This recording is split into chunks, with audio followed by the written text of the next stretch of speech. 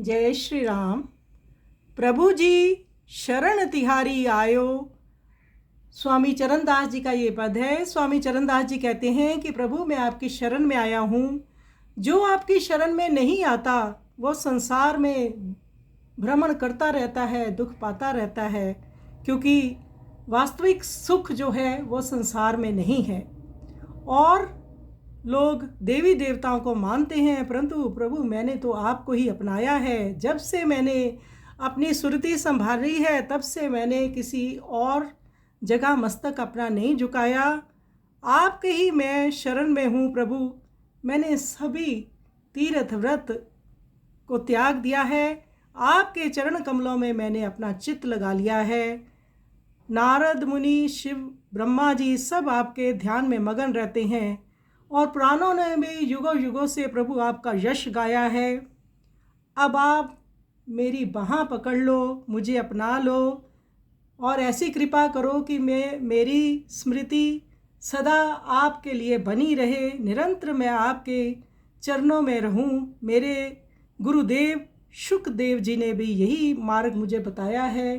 तो प्रभु मैं आपका शरणागत हूँ, आपकी शरण में हूँ। आप ही मेरी सार संभार करो। बहुत सुंदर ये पद है। आइए सुंदर पद का हम श्रवण करें।